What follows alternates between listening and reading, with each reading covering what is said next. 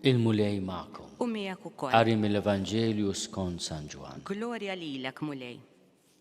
Dak iż-żmien Ġesu qal lil Nikodemu: dak li hu ġej minn fuq u fuq kulħadd, min hu mill-art u tal-art u jgħid ħwejjeġ tal-art. Dak li hu ġej mis-sema u fuq kulħadd u jixhed dak li ra u sema. Imma x-xhieda tiegħu ħadd ma jilqaħħa.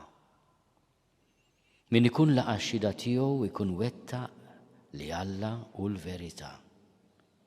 Għax dak li bagħtu Alla jgħid il-kliem ta' Alla. Għax Alla ma jagħtix l-Ispirtu bil-kejl.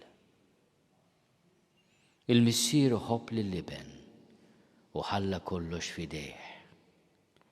Min jemmen f'liben għandu l-ħajja ta' dejjem.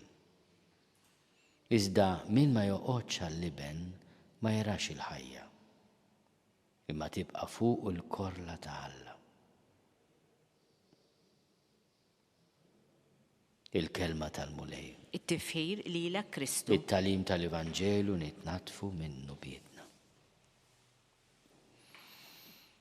Nistgħu ngħidu li tinħass ftit stramba li fil-Vanġelu nisimgħu il-Ġesu jitkellem dwar il-korla ta' Alla biex jitku. Ġesu mhux dak li għallimna il-parabola tal-liben il-ħali u ta' drakma ta' dik il-mara li tilfet munita prezzjuża u fiċċet id-dar kollha sakemm sabita u għamlet festa kbira. Mhux dak li imur ifittex in-naġa l-mitlufa, mhux dak li jiekol mal-midinbin u mal-pubblikani. Ġesu ipoġġi qudiemna għażla. U l-għażla hija faċli, daqskemm hi diffiċli. L-għażla hija li aħna nafdaw fih. Impoġġu anke il-ħajja tagħna, id-dnubiet tagħna f'idejh. Jekk aħna ngħidulu jiena m'għandix bżonnok ħi. Allura se nibqgħu nafġu u ngħixu l-konsegwenzi tat-taffiċ tagħna. Għax il-kollha ta' Alla dikita minġibuha bidejna u fuqna nfusna. Intom taħsbu li Alla jieħu pjaċir bil-gwerer, bil-qtil tal-innoċenti, bid-distruzzjoni tal-ħajjin. U dik hija l-korla ta' Alla li qed niġbdu fuqna nfusna bl-għażliet tagħna. Għaliex warrabnieh, għax ma lejna aħna għall-Allat. Issa daw l-affarijiet aħna narhom fuq l-iskreens tat-television jew il-monitors tal-computer u ma nafxiex illum propju mid-dinja kollha. Ma ninsew kultant li aħna wkoll kultant il-Alla nwarbuh bħajjitna.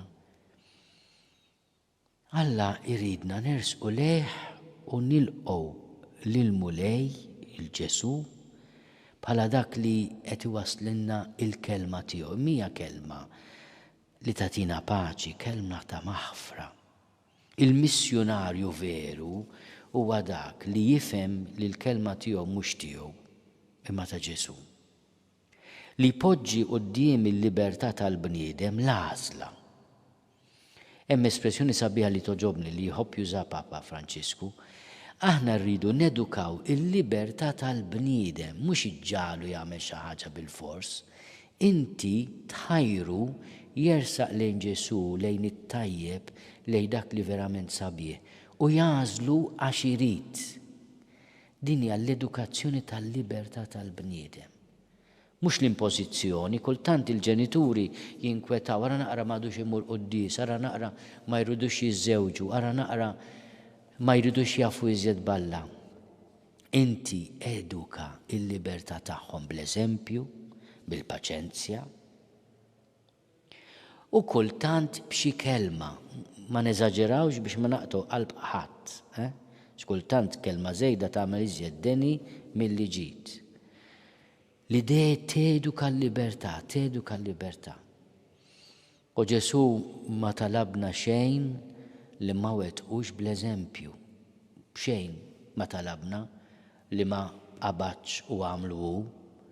Għalhekk meta qal min irid jimxi warajja jiġħad lilu nnifsu u li kien Alla ma qatx ifittex tiegħu li hu daqsalla.